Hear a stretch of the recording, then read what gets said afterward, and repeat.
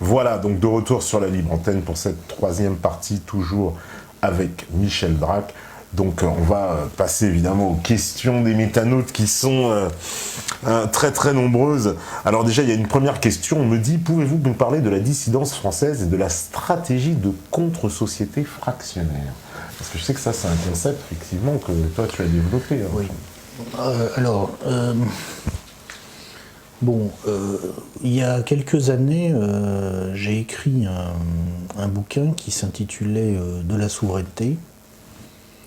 Dans ce bouquin, je formulais la thèse que j'ai reformulée tout à l'heure, disant en gros, très schématiquement, pour pouvoir s'opposer à un système, la première condition, c'est de ne pas dépendre de lui. Voilà, c'est-à-dire que des assistés ne peuvent pas critiquer le système qui leur permet de vivre, quoi. Donc, ce que je disais en gros dans ce bouquin, c'est que si vous voulez être libre par rapport au système, la première chose, c'est de ne pas dépendre de lui pour votre survie et si possible pour votre vie dans des conditions décentes. C'est-à-dire que la construction de la souveraineté, sa clé de voûte, effectivement, c'est la citoyenneté, la cité, l'État à un certain moment, ça c'est une conception très française d'ailleurs, mais il ne faut pas dénigrer une autre conception de ce qui fonde la liberté du citoyen, qui est une conception en fait qui nous vient des États-Unis, plutôt, enfin de l'Amérique on va dire. Le citoyen n'est libre que s'il ne dépend pas de l'État pour sa survie, pour sa vie, pour sa sécurité. Pour sa sécurité. Alors ça, ce sont des conceptions qui sont pas culturelles en France. C'est pas très français ça. Mais c'est le côté positif de l'expérience américaine. Et ce côté-là de l'expérience américaine, je pensais à l'époque, et je pense toujours d'ailleurs, que c'est une bonne chose de l'importer en France. C'est-à-dire que il m'arrive de dire beaucoup de mal des États-Unis, mais tu verras que je dis jamais de mal des États-Unis, de l'Amérique profonde. Je dis jamais de mal des États-Unis, de Thoreau, d'Emerson. Je dis jamais de mal des États-Unis j'ai envie de dire des États-Unis de Clint Eastwood, si tu veux. Parce que moi, je trouve que ce qui est intéressant dans cette culture américaine, c'est que dans une certaine mesure et jusqu'à un certain point, ils ont bel et bien réussi à former une nation libre. Alors évidemment, elle n'a jamais été parfaitement démocratique, parce que la démocratie est un idéal qui n'est jamais réalisé. Mais c'est un idéal à poursuivre, je trouve ça bien, moi. L'idée que l'être humain puisse être autre chose qu'un sujet, c'est déjà bien en fait en réalité quand il arrive à être un sujet, parce que très souvent il n'est qu'un sauvage et une merde. Mais qu'il peut aller au-delà, je suis pour. C'est-à-dire que cette idée qui a été exprimée en France par Carnot, élever tous les hommes à la dignité de citoyen, c'est quelque chose, c'est un idéal que je partage. Mais curieusement, bien que je sois français, je trouve que le fondement ne doit pas être l'État. L'État est nécessaire, bien sûr, c'est une conclusion. Mais le fondement, c'est pas ça. Le fondement, c'est le citoyen lui-même. Libre, capable de se nourrir aux besoins par lui-même, par son travail, et de se défendre autant que possible par lui-même. Bon. Et qu'est-ce qui explique que, à un certain moment, quand le roi d'Angleterre, en 1773-74, veut augmenter les taxes, les bourgeois des villes américaines et les paysans américains qui sont derrière, parce qu'il ne faut pas oublier, on dit toujours la révolution américaine est une révolution de la bourgeoisie, mais elle n'a pu être conduite qu'avec la masse du peuple américain derrière. Qu'est-ce qui explique qu'ils peuvent lui dire « Hé, Georges, ça ne marche pas comme ça, nous on ne paye pas, no taxation without representation », c'est que, déjà pour commencer, ils ne dépendent pas de lui, c'est lui qui dépend d'eux. Ça, c'est dans leur gène, les mecs. C'est dans l'identité politique américaine. Et ça, je trouve que c'est bien. Donc je me suis dit, je vais introduire un peu ces notions dans la réflexion politique en France. Et j'ai formulé un projet qui est pour les dissidents français. qui est de dire,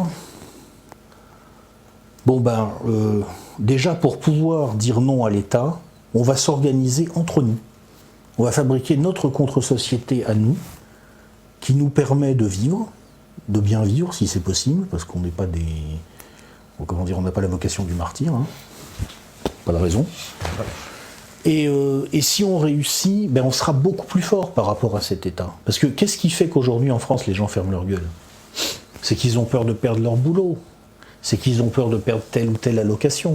Mais s'ils n'ont plus besoin de bosser dans le système, s'ils peuvent bosser entre eux, s'ils n'ont plus besoin des allocations parce qu'ils se sont organisés entre eux, le moins possible, disons. Bon, il y a toujours un moment où tu as besoin des institutions, etc. En particulier quand tu atteins un certain âge, bon, ben, il faut aller à l'hôpital. Bon.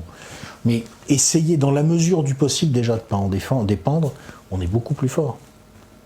Donc pour moi, dans mon esprit, cette contre-société fractionnaire, bon, j'avais employé ces termes-là parce que à l'époque, on n'employait pas le mot de dissident qu'on emploie aujourd'hui.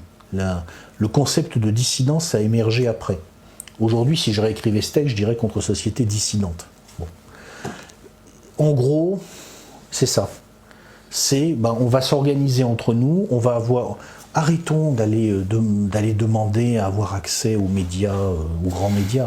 Pourquoi ils nous donneraient accès je veux dire, quand tu es un dissident en URSS, tu t'attends pas à ce que la Pravda te confie un job d'éditorialiste. Il faut être sérieux quand même. Bon, on est dans des sociétés qui sont soviétiformes. Bon. Donc on arrête d'aller demander à la Pravda. Hein. Et puis on s'organise entre nous. Et alors ça ne nous empêche pas de continuer à avoir un métier, de continuer à vivre normalement. Mais si jamais le système nous tombe dessus, on a un plan B. On est organisé entre nous, on a cette contre-société dissidente qui nous permet de faire face. Le projet, c'est ça en fait. D'accord. C'est un projet d'ailleurs. Alors voilà, on me dit quels sont vos liens avec les survivalistes et les nationalistes autonomes, parce que ça suit un peu effectivement ce courant survivaliste. Oui, alors c'est la rencontre. Ça t'encourage à créer les BAD, à devenir indépendant. Voilà, la rencontre s'est faite autour de ça avec Piero San Giorgio. Piero San Giorgio, oui. Alors Piero San Giorgio incarne un point de vue un peu différent, qui est plus individualiste, qui est plus propre aussi, je pense, à sa classe sociale, c'est-à-dire qu'il est riche. Piero a tendance à penser le concept de BAD en référence à ses moyens à lui et aussi au pays dans lequel il vit, qui est la Suisse. Bon, moi j'ai une conception des choses qui est plus adaptée tout simplement à ma classe sociale, c'est-à-dire la classe moyenne. Bon. Mais la rencontre s'est faite fondamentalement autour de cette symbiose naturelle qu'il y a entre cette tendance américaine à dire « moi je veux pas trop dépendre de l'État » et cette tendance qui vient aussi des États-Unis et qui est le survivalisme et qui a un lien avec ça. Donc la rencontre s'est faite comme ça. Quels sont mes liens avec les survivalistes? A priori, sauf s'agissant des barjots givrés qui confondent survivalisme et fantasmes paranoïaques et collections de gros flingues. Bon, il y en a quelques-uns comme ça. Bon. Mais j'ai envie de dire les survivalistes normaux, c'est qu'ils sont en fait généralement des preppers, plus que des survivalistes, même s'ils incluent un petit volet survivaliste dans leur truc, à la base c'est des preppers, des gens qui se préparent à un gros problème. Eh bien si tu veux, le fait que les mecs se préparent à un gros problème si le système craque, au passage, ça les prépare aussi à faire face au système si le système leur dit « casse-toi ». Ils disent « ok, je me casse, de toute façon je suis équipé ». Donc la sensibilité du prepper rencontre naturellement celle du dissident qui veut une contre-société. Les deux projets ne poursuivent pas le même objectif en théorie, ne réagissent pas au même problème, mais finalement ils s'adossent naturellement l'un à l'autre. C'est pour ça qu'il y a des gens qui opposent les deux. C'est-à-dire qu'il y a des gens qui disent « Ah mais le bouquin de Piero c'est un problème parce qu'au départ les BAD c'était pour faire une contre-société, pour faire quelque chose de nouveau. » Mais non, il n'y a pas de problème. Moi, ce que j'ai vu concrètement, je veux dire, je monte une BAD avec des copains. Moi, j'ai vu comment ça se passe concrètement quand tu montes une BAD.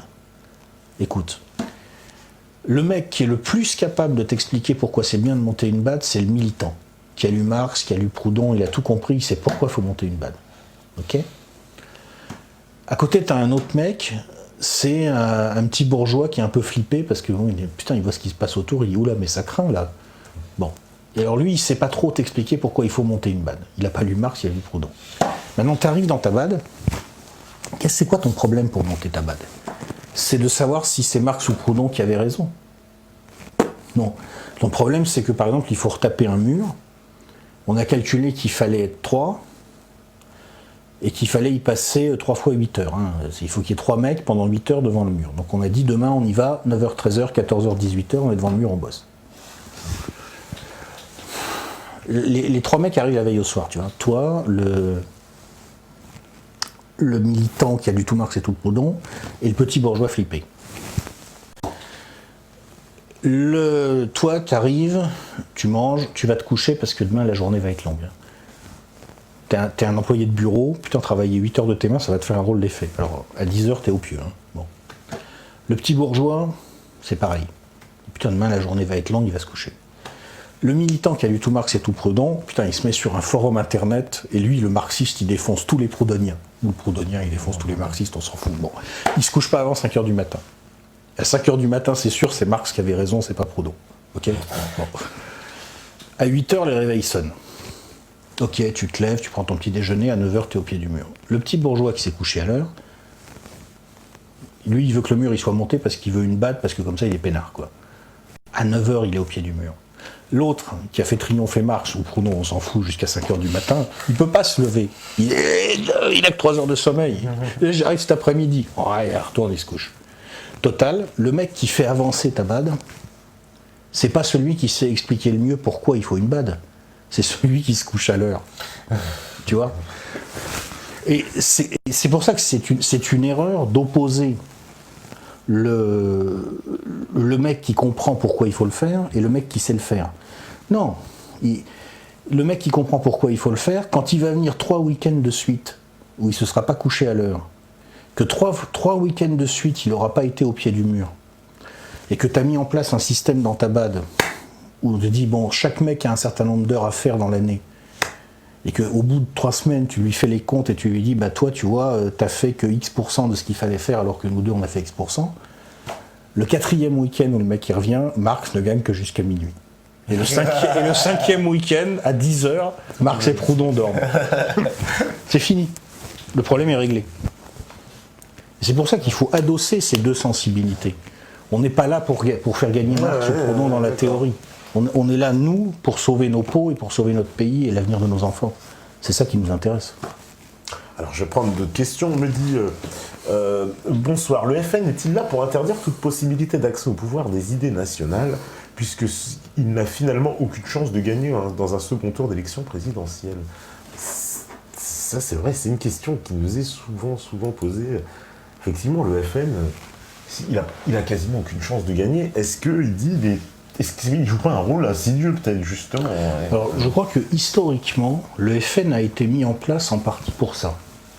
C'est-à-dire que, si on remonte l'histoire, jusqu'en 83, le Front National, il pèse rien. Rien du tout, voilà, dans les élections, c'est rien du tout. Ouais. Et en fait, qu'est-ce qui se passe en 83 ?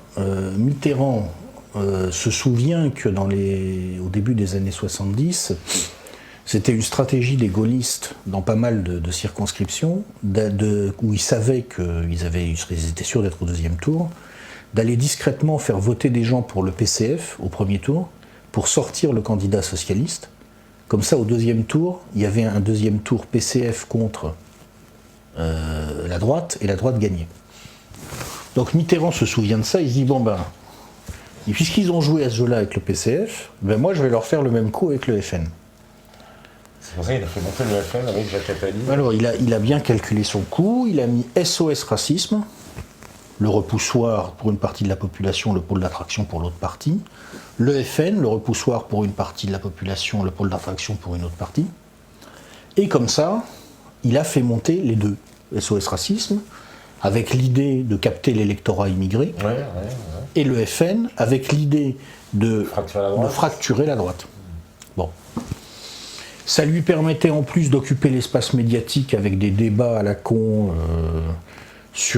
complètement biaisés, tordus sur l'immigration, avec Bernard-Henri Lévy pour parler au nom voilà. C'était très bien, c'était une bonne tactique. Bon, d'ailleurs, on peut penser qu'il est réélu en 88, en partie au moins à cause de ça. Bon, il y a eu d'autres raisons aussi, ils ont fait des conneries au niveau de Chirac, bon. Mais en partie à cause de ça. Bon, le FN s'installe dans le paysage. Pour l'instant, c'est quoi le FN ? C'est une sorte de conglomérat assez, d'ailleurs, hétéroclite, on va dire finalement des vaincus de l'histoire de France. Il y a des survivants de la collaboration, il y a d'ailleurs aussi des survivants de la résistance, mais de courants de la résistance qui n'ont pas été associés au partage des miettes à la fin. Il y a des survivants de l'Algérie française, il y a des survivants des comités Tixier-Vignancourt, ce genre de choses. Il y a une extrême droite, entre guillemets, solidariste, ou bon, un peu, on va dire, qui essaye de réinventer un discours social de droite qui se mêle un peu à ça. Il y a des catholiques traditionnalistes qui viennent là-dedans parce que c'est pareil, le FN fonctionne à ce moment-là un peu comme une sorte de... C'est ça, c'est la coalition de tous les perdants de l'histoire de France, finalement, de l'histoire récente.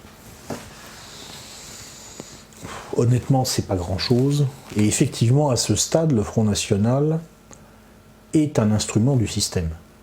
C'est un instrument en partie inconscient, en partie aussi conscient, c'est-à-dire que, bien entendu, aucun membre de la famille Le Pen ne le reconnaîtra jamais. Mais moi, je tiens de quelqu'un... qui est mort depuis, donc je peux pas, je vais pas dire qui c'est pour m'en revendiquer, parce qu'on dira il est mort, il peut plus contredire, mais je tiens de quelqu'un qui était en Savoie à l'époque et qui était dans le Front National des années 70-80, que l'instrumentalisation par Mitterrand, Le Pen lui-même en était parfaitement conscient, et qui s'est dit en gros je vais me laisser instrumentaliser, de toute façon j'en ai rien à foutre de la droite classique, et puis ça me permettra d'installer ma boutique. Et puis après, on verra. Donc quelque part, c'est subtil, parce que en se laissant instrumentaliser, il a instrumentalisé Mitterrand en retour aussi. Ça s'est fait comme ça. Bon. Ensuite, dans les années 90, la droite a décidé d'essayer de flinguer le FN. Parce qu'elle s'est rendue compte que tant qu'il était là, elle aurait un gros problème. Donc il y a eu des tentatives, dans lesquelles Bruno Maigret a joué un rôle qui resterait à définir exactement. C'est très compliqué, les histoires internes du Front National, c'est comme tous les partis politiques d'ailleurs. Bref, en 98, il y a une scission entre le FN et le MNR. Et clairement, le MNR avait vocation à essayer de ramener le Front National pour en faire... Un parti républicain, on va dire. Voilà. C'est ça, voilà. Pour simplifier, mais c'est un peu ça. Ouais. Bon, il y a eu une élection quelques mois après, finalement, qui a servi de test. Je crois que le FN a fait 6%, le MNR 4%, et l'histoire s'est jouée là. Je crois que c'est une élection cantonale, un truc tout à fait secondaire. Mais pourquoi l'histoire s'est jouée là ? Parce que le FN était devant le MNR. Donc à ce moment-là, tout l'électorat qui tournait autour de ça, et qui a le réflexe d'aller s'agréger autour du pôle principal pour peser, s'est rallié au FN. Ça a tué le MNR. C'est un hasard. C'est-à-dire que le Front National est issu, d'une manip de Mitterrand qui réussit, d'une manip de la droite qui échoue. C'est un hasard, voilà. Et alors du coup, il y a un truc qui existe, qui s'appelle le Front National, et qui s'installe dans le paysage. En 2002, Le Pen arrive au deuxième tour, à mon avis, en partie parce que Chirac s'est arrangé pour que ça arrive. Chirac a dû se dire, bon, j'ai pas réussi à tuer le FN, mais c'est pas grave, je vais retourner, comme Jospin est très très mal avec sa gauchette plurielle qui a complètement explosé, je vais retourner l'arme contre le retour à l'envoyeur, boum, et je pense qu'ils ont médiatiquement fait monter le FN juste assez pour flinguer Jospin. Le coup réussit, Jospin est éliminé. Bon, Le Pen va au deuxième tour. Une gauche très divisée au 2002. La gauche est. Il y avait Taubira, il y avait moins 4 ou 5 candidats de gauche. Oui, l'explosion de l'identité de gauche avait commencé, quoi. Ouais. Donc, bon, Le Pen va au deuxième tour, et puis il se fait complètement balayer au deuxième tour. À ce stade, le FN reste un instrument du système. D'accord ? Le FN, jusque-là, est un instrument du système, et effectivement, alors, il n'a pas été mis en place pour interdire l'accès au pouvoir des idées nationales, parce que à cette date-là, personne ne pense que ces idées peuvent arriver au pouvoir. Il a été mis en place par la gauche pour flinguer la droite, puis par la droite pour flinguer la gauche. Et il s'est installé comme ça.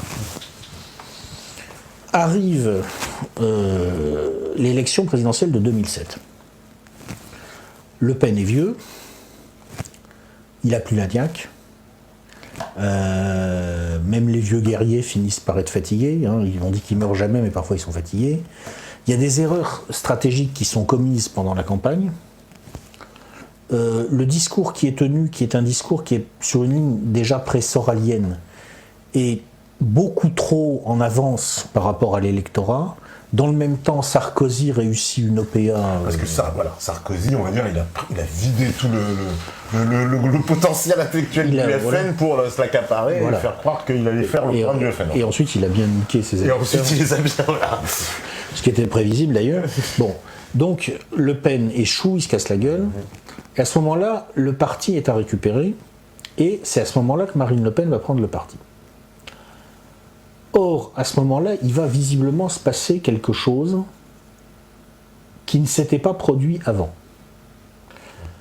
La personne qui prend le contrôle de l'appareil et les gens qui sont autour d'elle n'ont pas l'intention de rester le jouet de la classe politique. Il y a une vraie volonté d'arriver au pouvoir. Alors, je ne peux pas dire... Moi, j'ai eu des échos contradictoires de plusieurs personnes. Alors, il y a des gens qui n'aiment pas Marine Le Pen et qui m'ont dit que son intérêt principal dans la vie, c'est de sortir en boîte. Bon, d'accord. Il y en a d'autres qui l'aiment bien et qui m'ont dit, en gros, que c'était Jules César ressuscité. Oui, d'accord. Bon, ok. La personne, je ne dirais pas qui c'est, mais c'est une personne qui la connaît très bien et qui a pu la voir fonctionner de près, qui m'a donné l'opinion, à mon avis, la plus juste, m'a dit c'est un animal politique. Elle a des convictions, mais surtout, elle veut gagner. Elle a le réflexe politique de vouloir gagner. C'est une femme qui a une forte virilité intellectuelle. Ça arrive. Bon. À partir de là, ça change la donne. Parce que dans ce parti qui finalement est construit autour du chef, programmé pour le chef, la personnalité du chef va avoir une très grande importance. Donc la question maintenant qui est posée, c'est est-ce que le FN peut échapper à cette classe politique qu'il a fabriquée au départ, alors encore une fois plus je crois pour des stratégies par la bande à la Mitterrand ou à la Chirac, que vraiment pour interdire le pouvoir aux idées nationales, parce qu'à l'époque la question ne se posait pas tellement. Est-ce que ça peut échapper complètement ? Et est-ce que ça peut être en quelque sorte un truc qui a été posé devant la forteresse par l'oligarchie pour fermer la porte, tu vois, de la forteresse, ouais. Qui pourrait être retourné par le peuple pour la défoncer, la porte. Tu vois ? C'est-à-dire que on ne sait pas. L'histoire va répondre. Il est possible que dans l'esprit des oligarques, le FN, il l'ait toléré finalement en se disant, bah, non seulement on peut jouer avec, mais en plus c'est une ultime sécurité. Mais quelquefois, le golem, il échappe à ses créateurs, tu vois. Tout n'est pas calculable. Hein. Et moi, je dis toujours, un des plus grands gags de l'histoire, c'est la naissance de la France dans sa définition actuelle. En fait, la France, elle est née avec le couronnement d'Hugues Capet. Et Hugues Capet, il a été mis sur le trône parce que il y avait un archevêque qui voulait, pour des raisons politiques complexes, essayer un petit peu de refaire l'unité de l'Empire franc, du royaume des Francs, c'est-à-dire la France-Allemagne en fait, hein, parce qu'à l'époque, tout ça c'était la Francie, il y avait la Francie occidentale et la Francie orientale, et il s'est dit je vais mettre sur le trône le Capétien, parce que ça sera plus facile de le maîtriser, ça sera plus aisé de faire en sorte que, ma foi, la dynastie carolingienne soit réunifiée de facto, puisqu'il n'y aura plus qu'une, tu vois, il y aura une lignée carolingienne plus forte de l'autre côté. Le résultat a été exactement l'inverse. C'est-à-dire que le mec s'est dit, je vais mettre là un mec qui va être facile à maîtriser, une lignée, parce qu'à l'époque les hommes ont moins d'importance que les lignées, une lignée qui est moins prestigieuse, et puis, en faisant ça, il ne l'a pas du tout fait exprès, mais il s'est tiré une balle dans le pied. Et il a donné naissance exactement à ce qu'il voulait empêcher de voir naître. C'est déjà arrivé par le passé. Les choses peuvent se passer comme ça. Alors, Est-ce que le FN est là pour interdire toute possibilité d'accès au pouvoir? Je ne sais pas pourquoi il est là. Ce que je sais, c'est qu'il est là et qu'on peut s'en servir. Ouais, voilà. Alors, parce qu'il y a vraiment beaucoup de questions, on me dit, Monsieur Drac, que pensez-vous du retour du fait religieux en France? Le retour du fait religieux. Alors, bon, déjà, bon, c'est pas qu'en France, hein, c'est un phénomène mondial. C'est un phénomène mondial.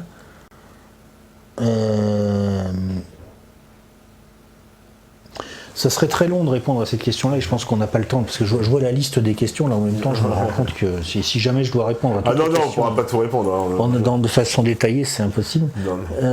Disons bon très très schématiquement en essayant pour une fois de ne pas repartir dans tous les sens. Ouais. Je pense que la religion change de nature. C'est-à-dire qu'il y a un retour du fait religieux, mais que le fait religieux qui revient dans nos sociétés n'est pas de la même nature que le religieux qui en avait été en partie évacué il y a quelques générations. C'est-à-dire que le religieux qui revient aujourd'hui, c'est beaucoup plus une recherche de sens par l'individu, c'est quelque chose qui relie l'individu à Dieu. Alors que le religieux qui en est sorti, c'était quand même quelque chose qui reliait beaucoup les individus entre eux. Hein. Mais ce qui est paradoxal, c'est que ce retour du religieux individualisé en quelque sorte, vient en partie d'une faillite collective. C'est-à-dire que c'est parce qu'on a évacué la religion que nos sociétés ont du mal à fonctionner de façon collective, et du coup les individus cherchent plus ou moins consciemment, à refabriquer ce qui faisait fonctionner le collectif, mais à leur échelle individuelle. C'est comme ça que je poserais les choses.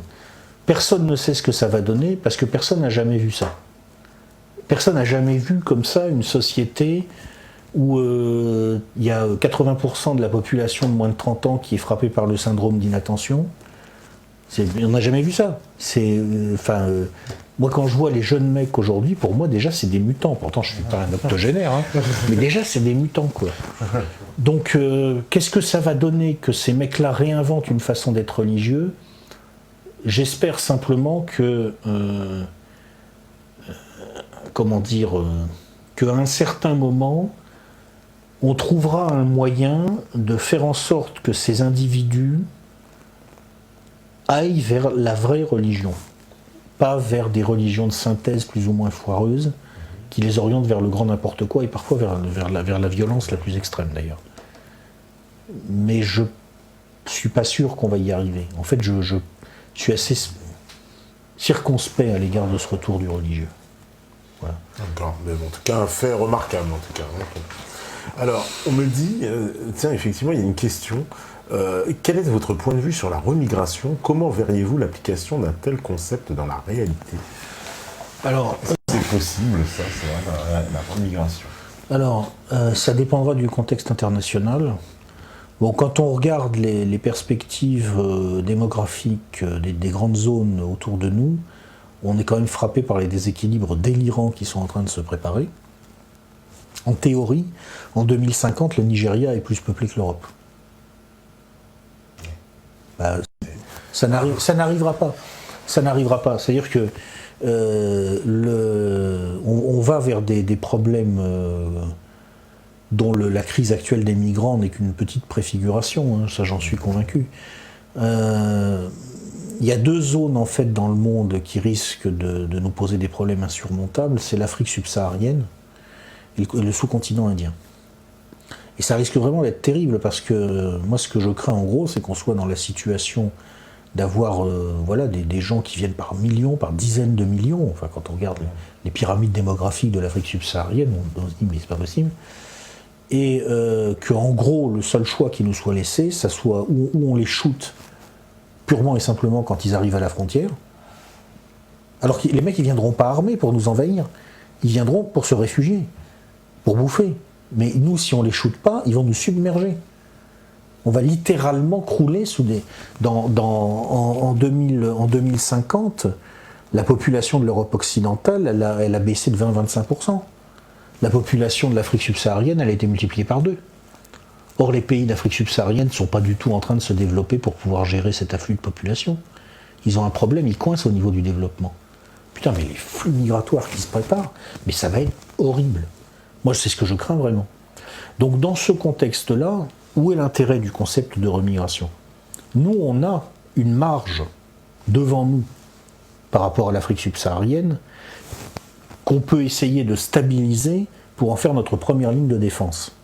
C'est l'Afrique du Nord. Parce que, bon, les Nord-Africains commencent à s'inquiéter maintenant. On a atomisé la Libye, en passant. Oui, mais parce qu'on a fait toutes les conneries possibles et imaginables. On dirait qu'on l'a fait exprès. Hein, justement, Kadhafi avait, il avait des défauts évidemment, c'était pas entre nous, je suis pas trop fan de Kadhafi, mais bon, au moins il limitait les dégâts. Bon.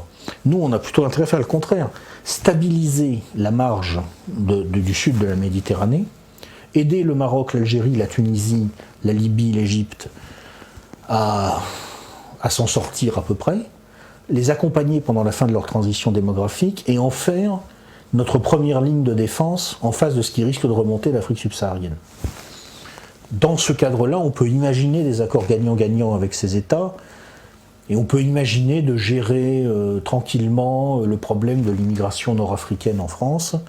Une partie des Nord-Africains sont effectivement devenus français, j'en connais. Une autre partie ne veut pas devenir français, je ne vois pas pourquoi je les y obligerais, il n'y a pas de raison. Et à ce moment-là, on peut négocier des accords de remigration vers un Maghreb qui, lui, peut se développer. C'est dans cette optique-là qu'il faut le penser.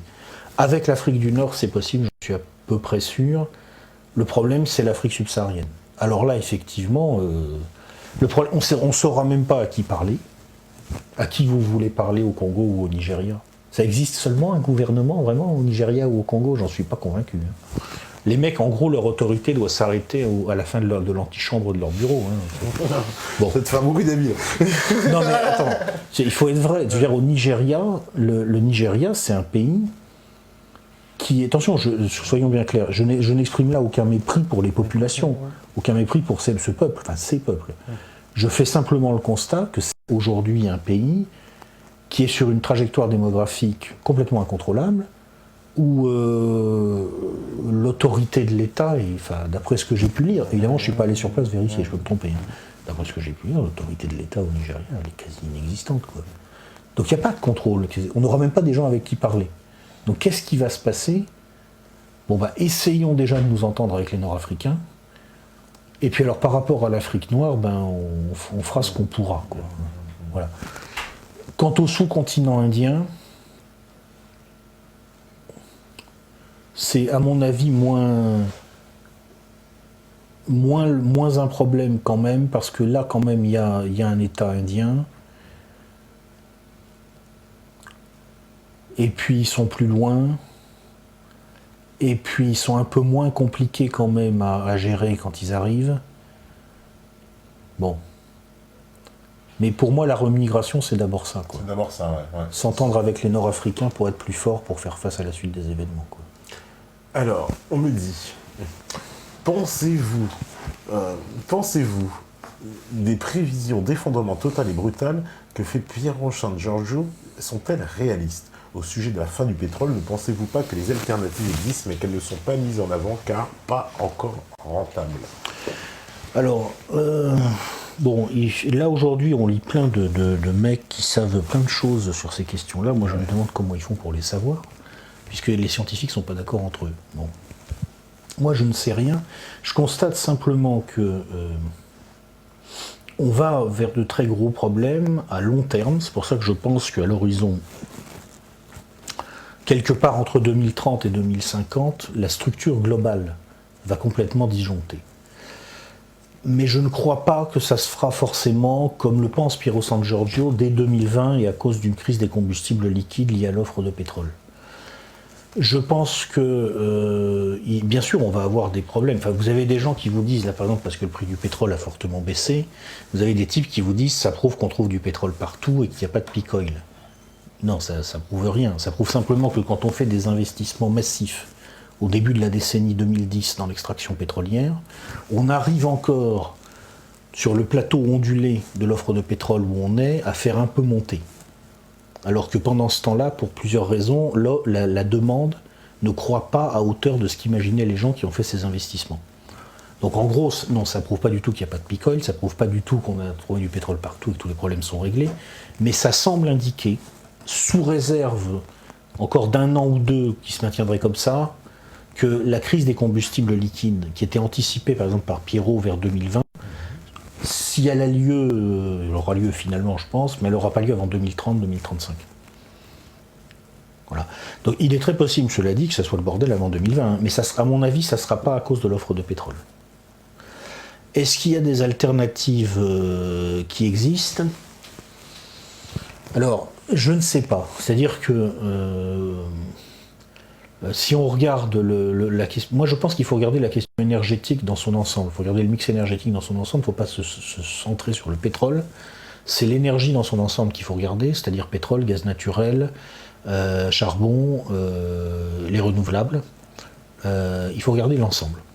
Si on regarde l'ensemble, pour moi, je suis assez dubitatif sur les hypothèses de développement des énergies renouvelables à grande échelle, comme ceux qu'imaginent par exemple quelqu'un comme Jeremy Rifkin.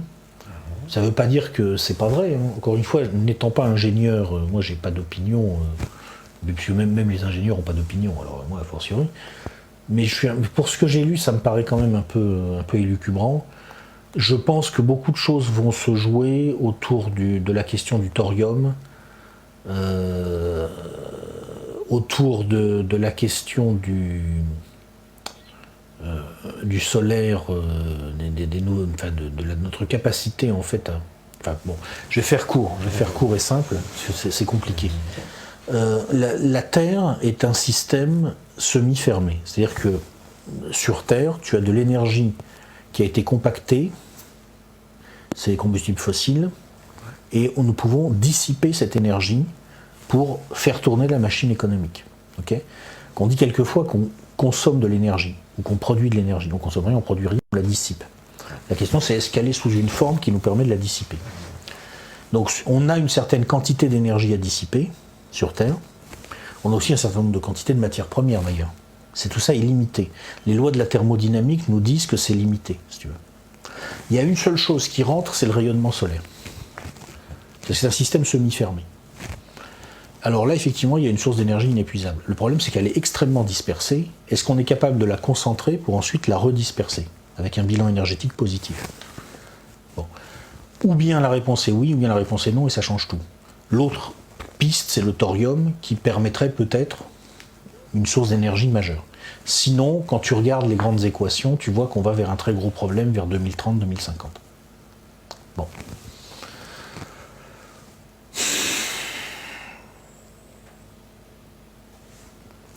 Je n'ai pas la réponse à la question qui est posée là. Les données sont là. Est-ce que les alternatives existent ?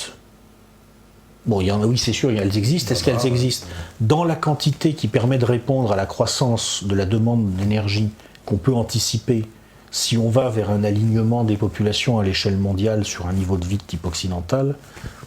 Honnêtement, ça m'étonnerait, quoi. Pas dans je pense qu'on va vers une grosse crise pour cette raison-là. En plus, il y a des problèmes écologiques qui vont se poser. On n'est pas capable non plus de faire croître la puissance économique que nous déployons dans la matière sans gérer toutes ces extériorités négatives. On a un gros problème. Pour moi, si tu veux, à un moment... Là, en ce moment, ce qui se passe, c'est que le système dans lequel on est, c'est un truc qui grandit. La population grandit à l'échelle mondiale, la quantité d'énergie consommée grandit, la quantité de matières premières consommées grandit, la quantité de conneries grandit, tout grandit. Bon, puis il y a une limite dans ce système semi-fermé, puisque si on admet qu'on ne peut pas capter à grande échelle le rayonnement solaire, il y a une limite, tu vois. Il y a une limite au truc. À un moment, la sphère de l'activité humaine va aller faire boum sur les limites. Voilà. C'est ça, pour moi, c'est ça qui va se passer, et c'est la crise des crises. C'est la raison pour laquelle je dis, à mon avis, quelque part entre 2030 et 2050, ça va commencer à dérailler, mais alors sur une échelle énorme. Et c'est pour ça qu'il faut que nous, Français, on s'organise.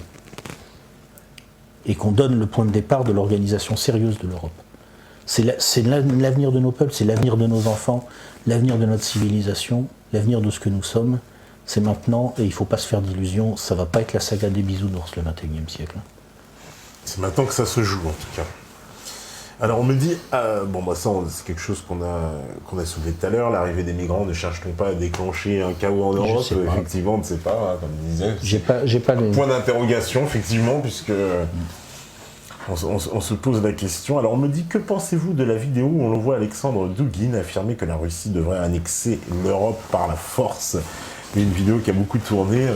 On voit Alexandre Douguin qui nous explique ça, qui parle de l'eurasisme, qui dit l'Europe de... je savais pas que Douguin avait dit ça, mais Douguin, il représente quoi en fait? L'eurasisme, c'est ce qu'il prétend, il dit que je suis défenseur en tout cas de cette idée. Ouais. Et concrètement, qu'est-ce qu'on dit? Parce qu'en Russie, il y a un mec, s'il disait ça deviendrait extrêmement intéressant, il s'appelle Vladimir Poutine. Alors c'est sûr que ça, si ce mec-là disait ça, là, bon. Maintenant Douguin, lui, c'est Douguin, quoi. Voilà, donc bon, il a dit ça. Faudrait savoir pourquoi il le dit déjà. La Russie devrait annexer l'Europe par la force. Dans la vidéo, il dit, parce qu'on a besoin de technologie, il dit si on annexe l'Europe, on aura toutes les technologies d'un coup. Voilà.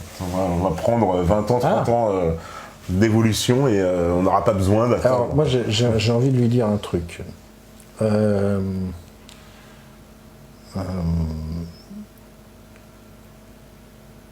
on a besoin de matières premières.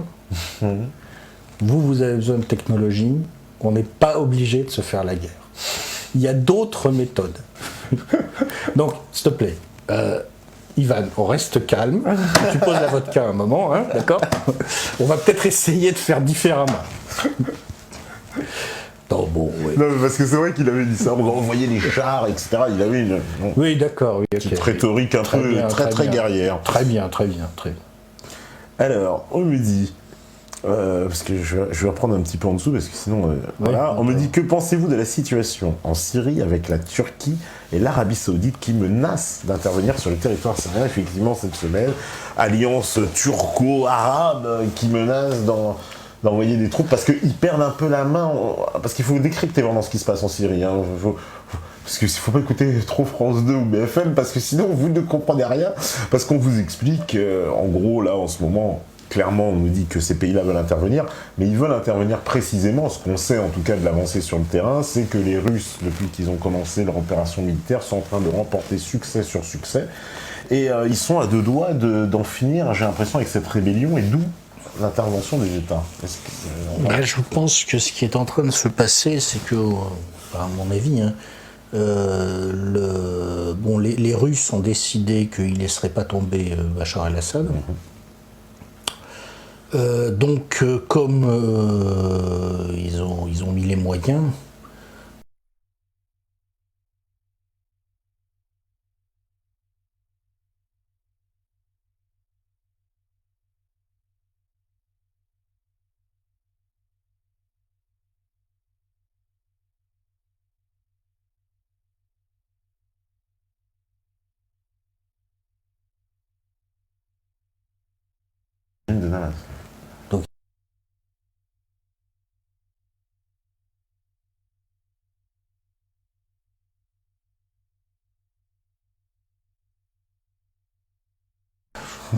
bon, je dis pas que Douguin va prendre le pouvoir à Moscou demain matin, mais quand même. Donc bon, effectivement, je pense que les Russes ont l'air d'y aller franchement, je vois pas trop. Les Américains ont décidé de les laisser faire. Oui, alors ça c'est aussi confirmé cette semaine, l'accord américano-russe, ça paraît même établi. Apparemment les Israéliens sont furieux contre les Américains, donc on a du mal à comprendre aussi des fois le jeu Amérique-Israël. En fait, il y a beaucoup de choses qu'on a du mal à comprendre. Moi, ce qui me paraît clair, c'est qu'au sein du monde musulman, il y a quand même un axe Hezbollah, Damas, Bagdad pour la partie chiite du pays, Téhéran, qui est à peu près net. Il y a une relation complexe entre les États du Golfe et la Turquie. Ils sont en concurrence sur certains domaines, sur certains champs, mais enfin quand même c'est des sunnites et ils n'ont pas du tout envie que l'axe Hezbollah, Damas, Bagdad, Téhéran gagne la guerre. Parce qu'en fait, ce qui se joue quand même derrière un petit peu, c'est la suprématie à l'intérieur du monde musulman. Et c'est clair que bon, les Saoudiens, pour l'instant, ils font les malins, mais enfin, une fois qu'ils auront fini de vider leur puits de pétrole, sauf s'il y a du pétrole abiotique, ça j'en sais rien. Enfin, si on admet qu'ils finissent par les vider, qu'est-ce qu'il va rester? Pas grand-chose. Bon, donc finalement, la vraie puissance qui peut contester à l'Iran le rôle de gendarme de la région, c'est la Turquie. Si la Turquie est le dindon de la farce de l'histoire syrienne, ça part mal. En plus, ils se sont mis les Russes à dos. Vraiment, les relations sont très tendues. Ce qui ne serait pas exclu, effectivement, et ça serait assez, je dois dire, assez jouissif d'une certaine façon, c'est que les Turcs, après avoir trahi à peu près tout le monde, parce que les Turcs, dans cette histoire, c'est assez extraordinaire, ils ont soutenu les ennemis des Kurdes pour obliger les Kurdes à revendiquer un Kurdistan qui arrangerait la Turquie, parce que ça lui permet de négocier de son côté le nord de la Syrie, parce qu'ils veulent un Kurdistan qui puisse non pas revendiquer des bouts de la Turquie, mais prendre des populations kurdes qu'ils expulseraient de Turquie. Exactement, c'est ça, voilà. La Turquie, ça l'arrange pour expulser les Kurdes de Turquie. C'est très compliqué. Ils veulent bien un certain Kurdistan, mais pas un autre. Du coup, ils ont en même temps combattu et soutenu le Kurdistan. Il faut le faire quand même. Dans le genre subtilité byzantine, ce qui serait marrant, c'est qu'à la fin de ce numéro de claquettes assez drôle, qui fait un peu... Enfin, Erdogan, il me fait un peu penser au vizir is no good. Qu'à la fin, le vizir se casse la gueule, et qu'une fois de plus, le calife Haroun al-Poussa lui dit « Alors, mon bon is no good, vous vous êtes fait mal ?» Bon, il y a un côté comique, évidemment, nous on rigole parce qu'on est loin, mais alors j'aime autant vous dire que les Syriens, ils ont pas les Syriens, ils en bavent sur cette affaire. Mais je sais pas comment ça va se terminer, qu'est-ce que j'en pense J'en pense que les Israéliens et les Turcs m'ont semblé faire équipe, que les Russes sont rentrés dans l'affaire, que les Américains, qui à mon avis préparent le basculement d'alliance vers l'Iran, parce qu'ils ont fait le calcul, ils jouent à un autre niveau et dans d'autres perspectives. Ils ont fait le calcul que s'ils laissent l'Iran basculer franchement du côté sino-russe, ça devient compliqué quand même. Ils ont plutôt intérêt à essayer de retrouver des relations normalisées avec l'Iran, qui de son côté ne veut pas se mettre entièrement entre les mains des Russes. Tu vois, c'est vachement complexe. Donc à mon avis, pour l'instant, dans cette espèce de monstrueuse partie de poker menteur à coups de centaines de milliers de morts, Turcs et Saoudiens perdants. Mais on pourra être sûr que peut-être qu'ils vont faire tapis à la fin, et là... C'est vrai que les Saoudiens, c'est intéressant, tapis. Alors, on me dit, la puissance mondiale ne serait-elle pas passée aux mains des Chinois après l'histoire des portes fermées de la City? Les portes fermées de la City.